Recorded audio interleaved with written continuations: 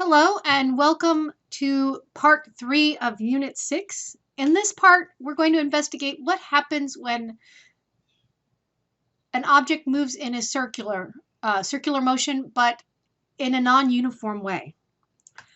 This occurs when velocity and acceleration are not all perpendicular to each other. So if I have a velocity vector, say this one, and that is a velocity vector. I know I labeled it with an A. And an acceleration vector that is, say, this way. I can take and define a set of coordinate systems and then write my acceleration as a sum of two pieces. I will have a piece that is perpendicular to the velocity and a piece that is parallel to the velocity.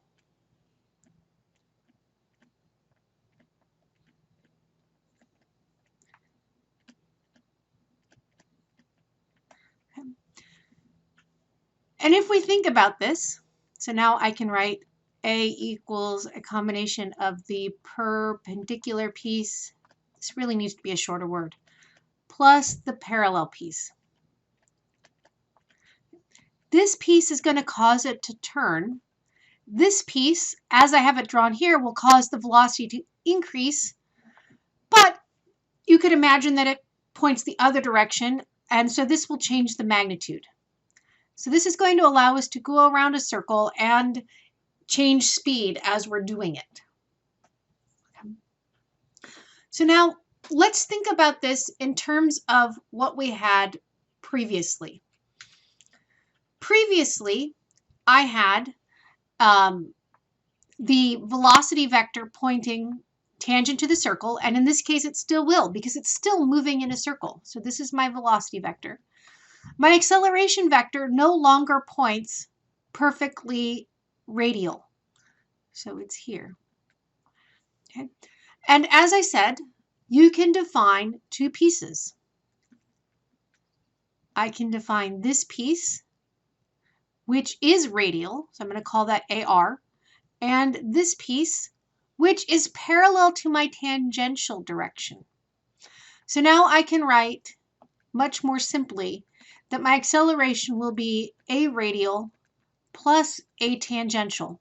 And the radial piece is going to cause it to move in a circle, and the tangential piece will cause the velocity to change. Okay. So what are these radial and tangential accelerations? A radial is going to be, there's an M there we don't need, is still going to be calculated by v squared over r. This is centripetal acceleration. A tangential will be the change in velocity over time, or if we need to, we can do the derivative form of this. I'll put a little or here, of the tangential acceleration. Okay. If I go back one slide, you can see that here's my angle theta. I have this one in the wrong spot. I have theta over here, sorry. I can use geometry to define the velocity in terms of the original x and y coordinate system. On the other hand, if I define an angle phi, which the acceleration vector makes with the radial direction, I can then use geometry as well to define the acceleration in terms of the original x and y directions if I like.